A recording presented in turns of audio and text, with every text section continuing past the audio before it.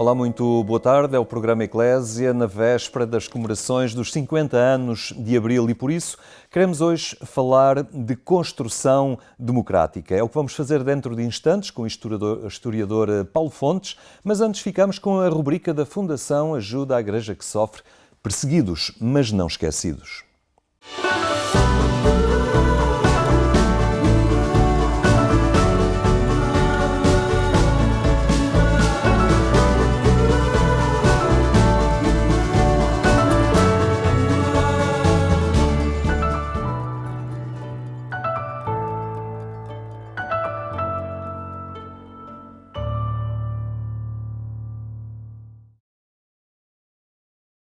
Há muito tempo que não se ouvia tanto a palavra liberdade como agora, por estes dias. São os 50 anos do 25 de Abril que voltaram a trazer esta palavra para a praça pública, para os debates, para os desfiles nas ruas, para as manifestações. Quando se fala em liberdade, pensa-se muitas vezes na Declaração Universal dos Direitos Humanos, que é como que uma carta magna sobre o mundo que deveríamos ter. Que deveríamos ter, não o mundo que temos. Nessa declaração, que se quer universal, há um artigo, o 18º, que nos fala da liberdade de culto, de religião, da liberdade de consciência e de pensamento. Pouco se fala normalmente nesta liberdade, no direito de se praticar ou não uma religião, de se poder rezar, de se poder praticar um culto. Nos 50 anos do 25 de Abril, parece que há liberdades que foram esquecidas, ou não. Em Santarém, no Museu Diocesano, fala-se disso. Nunca tomem a vossa liberdade como uma liberdade garantida. Nunca tomem a vossa liberdade por garantida. E isto é um pôr o dedo, se quisermos, na ferida, ou é pôr uma mão na consciência. Não são os coletes que normalmente os refugiados têm. Isto são os coletes que lhes são lançados muitas vezes dos barcos como últimas réstias de esperança e de salvação. Esta instalação chama-se Espalmados no Chão e pega na simbologia do sudário e a ideia da imagem depositada no próprio sudário na perspectiva destes muitos Jesus que morreram ao longo do tempo. Como alguém disse, da cruz só se sai para cima e, portanto, há todo um bando de pássaros que sai do centro da cruz e estes pássaros representam a liberdade, representam esse amor que é a liberdade e que provém da cruz, que vem da cruz. Cada face desta cruz tem o rosto de alguém que recentemente morreu por ser perseguido pela sua fé. E a colocação dela, se quiserem uma outra chave de leitura, é que o próprio Cristo, se estiverem de frente, o próprio Cristo está a contemplar e está com uma mão estendida na direção desta cruz dos mártires que temos aqui. Acho que as imagens falam um bocadinho por si dos contrastes que muitas vezes acontecem e com os silêncios que muitas vezes nós temos nas nossas vidas e que não nos apercebemos do quão difíceis são as vidas de muita gente e de muitas pessoas que são perseguidas. Foi a mim que o fizeste. No fundo, a frase de Jesus e a imagem de Jesus morto com a imagem de uma pessoa que está a viver numa situação dramática de vida e de uma vida destroçada e que podia ser em qualquer esquina de Lisboa ou de outros locais do país ou da nossa Europa que nós achamos que não tem problemas nenhuns destes ou que poderemos correr o risco de pensar isso. Esta instalação chama-se Fatura Exposta, numa alusão às fraturas expostas àquilo que acontece no Mediterrâneo.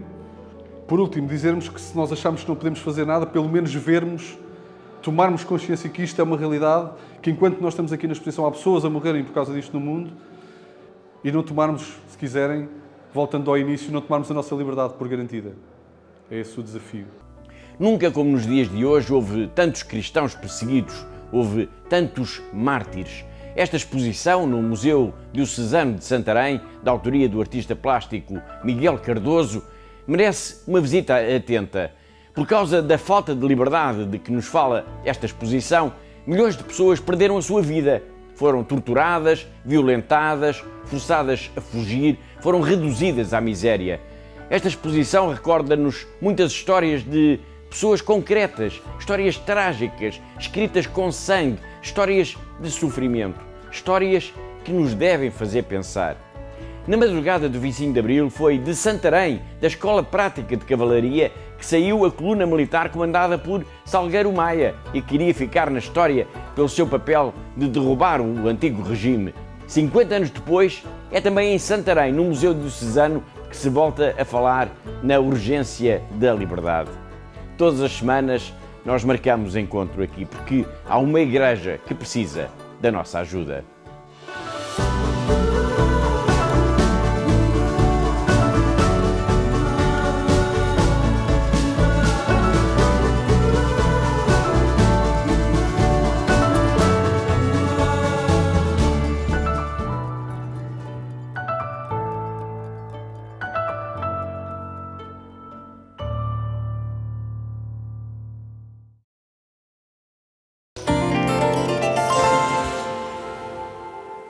Perseguidos, mas não esquecidos, uma rubrica da Fundação Ajuda à Igreja que Sofre. Agora falamos da construção democrática em Portugal, numa altura que nos preparamos para assinalar os 50 anos do 25 de Abril, que amanhã se comemoram. Temos entre nós o historiador Paulo Fontes, pertence ao Centro de Estudos de História Religiosa da Universidade Católica Portuguesa, que teve também a responsabilidade, a coordenação histórica do livro 25 de Abril, Permanências, Rupturas e Recomposições. Dr. Paulo Fontes, falar da democracia, da construção do processo democrático, é algo que nos remete forçosamente para alguns anos antes do 25 de Abril. Sim, muito boa tarde. Sim, falar da democracia, eu diria que é falar, no caso da história política portuguesa, de facto, destes últimos 50 anos, porque nessa perspectiva o 25 de Abril de 1974 foi, de facto, uma ruptura na estrutura política do país, na medida em que permitiu a transição de um regime político autoritário, ditatorial, para um novo regime político que veio a ser o da democracia liberal. Portanto, democracia de tipo parlamentar. E, nesse sentido, aí houve, de facto, uma ruptura. Mas também uma ruptura no que diz respeito à dimensão do país que constituía e era cabeça de um império colonial, dos últimos a desintegrar-se e a entrar claramente numa política descolonizadora, o que também acontece com o 25 de Abril. E, portanto, aí também é a possibilidade de pôr fim à guerra, e à guerra em 3 teatros de operações, em África, e de se instaurar uma dinâmica, com os constrangimentos que a época já oferecia, o processo de descolonização. E, portanto, os tais 2 Ds, democracia, descolonização e desenvolvimento. Portanto, com a promessa de um desenvolvimento económico sustentado e de aproximação ao modelo de desenvolvimento económico europeu, que era então a Comunidade Económica Europeia. Com a chegada de Marcelo Caetano ao poder, há uma expectativa de que as coisas possam evoluir para a democracia, o que depois acaba por não acontecer. Sim, dizia bem, temos que ir um pouco antes para percebermos o quê? Sobretudo, quais foram os setores da sociedade portuguesa, e entre esses setores, os setores católicos, que de uma maneira decidida, vamos dizer assim, já muito antes do 25 de Abril, pelo menos desde o final, de meados dos anos 60, podemos dizer que a partir de 1965, já antes, há claramente setores, personalidades, movimentos de oposição à ditadura, onde também há católicos e há movimentos católicos claramente nessa perspectiva, mas são minoritários. A partir de 1965 e, sobretudo, depois, no final dos anos 60, a partir do agudizar das tensões que as próprias guerras em África e a mobilização da juventude colocava, expectativas e pronunciamentos muito claros por parte de setores católicos bastante diversificados, que vão na linha de uma mudança em ordem ao valor da liberdade, da participação, portanto, os pilares, no fundo, da democracia. Por outro lado, esse projeto foi sempre a depar com o fim da guerra.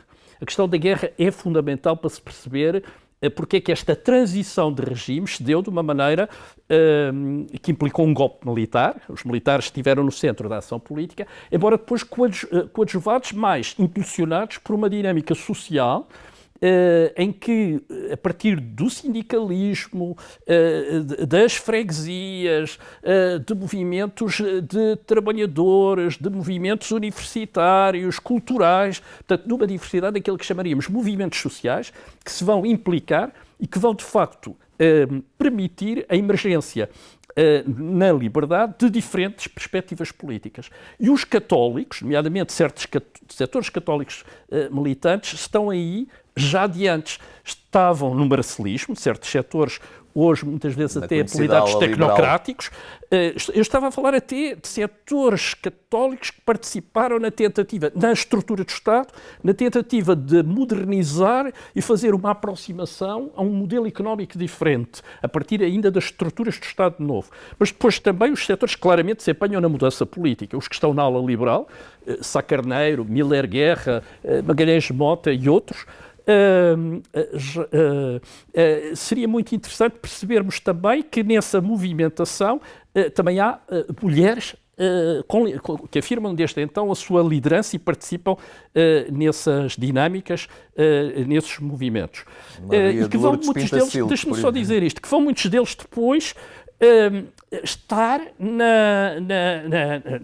nas lideranças do período da transição e dos governos provisórios e de todo o período depois do PREC, que se vai até à institucionalização da democracia, com as primeiras eleições em 75 para a Assembleia Constituinte e depois para as primeiras eleições livres para o Parlamento português. Por parte da Igreja, nunca houve vontade de ter um partido com uma denominação marcadamente católica, um partido dos católicos? Sim, nessa altura há aqui um marco muito importante. Já agora dar conta de que a própria Conferência Episcopal Portuguesa acaba de publicar por estes dias um documento, uma nota pastoral, em que recupera, nessa nota pastoral, a propósito das comemorações de 50 anos de 25 de Abril, tenho aqui, recupera 2 documentos importantes do Episcopado Português. Um data exatamente 1973, celebrando o 10º aniversário da Pacem in Terris, em que claramente, um documento que hoje sabemos escrito por Dom António Ribeiro, então Patriarca de Lisboa, e publicado, apesar de tudo, já de maneira mais matizada, o original que ele propôs era bastante mais avançado, sabe-se isso por testemunhos de época, mas que preconiza o quê? Preconiza, em nome do respeito da dignidade da pessoa humana, princípio basilar da doutrina social da Igreja, em termos de reconhecimento do valor dos direitos humanos, uma transição para um regime político de participação e de liberdade. Portanto, um regime político democrático. Isso é afirmado claramente pela Conferência Episcopal Portuguesa em 1973.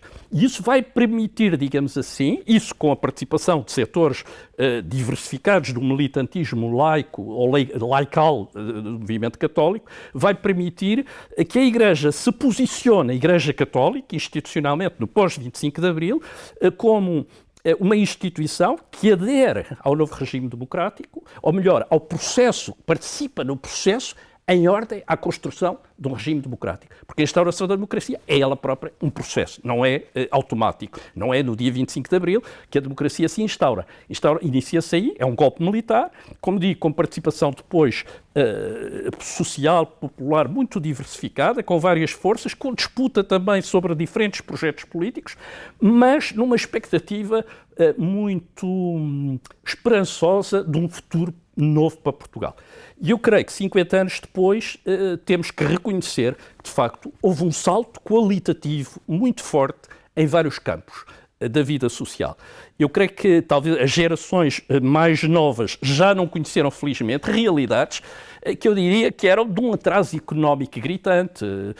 Os meninos de pé descalço nas aldeias, a falta de habitação, hoje fala-se da falta de habitação, os bairros de lata que existiam nas grandes cidades, como Lisboa e Porto,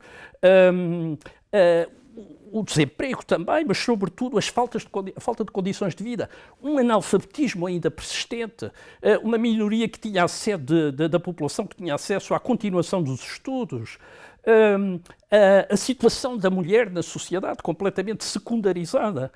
Portanto, tudo isso são mudanças que hoje nos custam a compreender como é que há 50 anos atrás ainda se vivia assim, não é?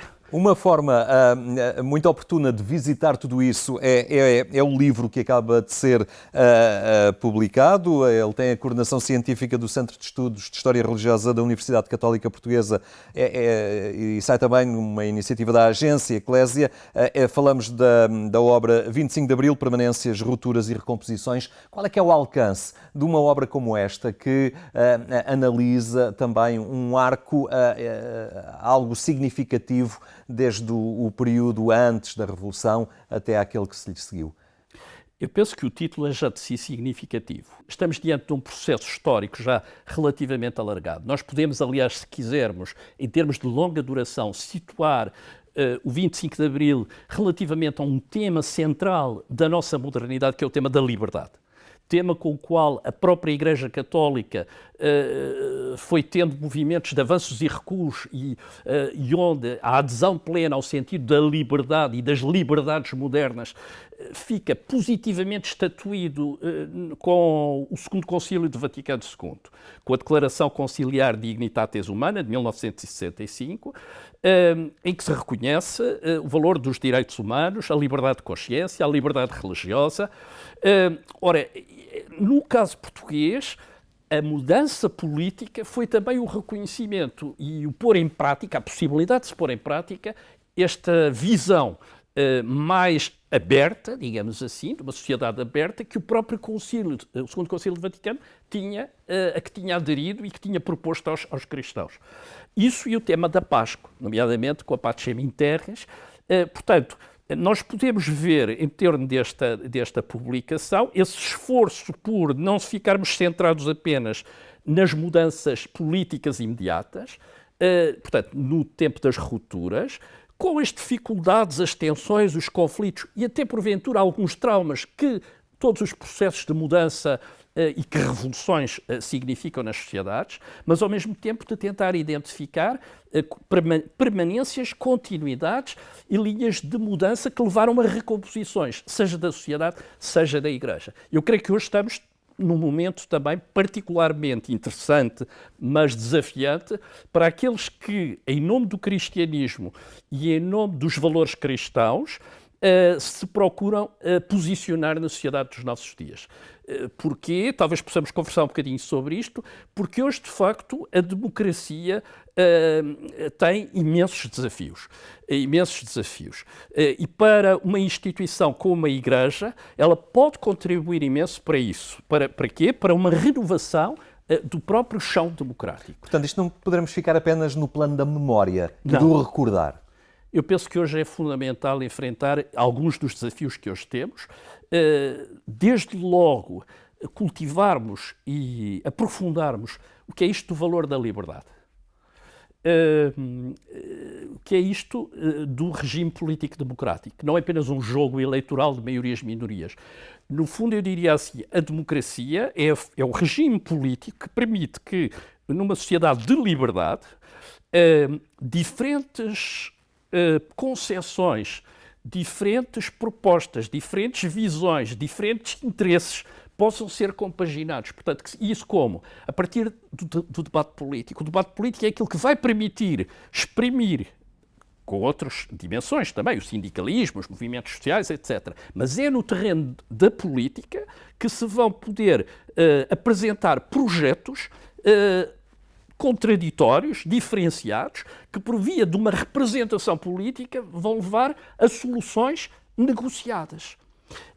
Ora, hoje vivemos em sociedades extremamente polarizadas. Eu daria só um exemplo, fugindo até ao campo talvez mais politizado, mas a noção da família, não é? Nós hoje vivemos numa sociedade onde temos diferentes modelos sociais de família. Isso sempre existiu, mas as nossas sociedades hoje tendem a valorizar essa diversidade de formas culturais, identitárias, de cada um viver e exprimir a sua relação, a sua afetividade, de encontrar socialmente formas de contratualização que permitam estabilizar relações familiares. Ora, não temos todos na sociedade que perfilhar exatamente e seguir um mesmo e único modelo de família. A democracia é o regime que permite reconhecer essa diversidade de modelos e procurar responder, em nome do bem comum, a exigências e a necessidades que podem encontrar no plano jurídico igual reconhecimento. Portanto, isto é um desafio muito interessante do ponto de vista social, porque isto implica uma concepção de uma sociedade plural, o que não é fácil. Portanto, a democracia constrói-se todos os dias e para as igrejas, que têm uma proposta específica e uma orientação ética também, obriga também a colocar-se com humildade no sentido de fazer propostas, mas de acolher a realidade e a partir dela procurar participar nas dinâmicas de mudança com os próprios protagonistas. Aí fica um excelente desafio e um convite também a fazer caminho agora após estes 50 anos de Abril e fica desde já o convite a olhar este livro também, fruto deste trabalho, dessa investigação do Centro de Estudos de História Religiosa da Universidade Católica Portuguesa. Dr. Paulo Fontes, muito obrigado por esta partilha. Nós ficamos por aqui. Resta-me lembrar que mais logo, alguns minutos após a meia-noite, pode ainda acompanhar na Antena 1 a edição rádio do programa Eclésia. Nós ficamos por aqui, tenha uma boa tarde, até amanhã se Deus quiser.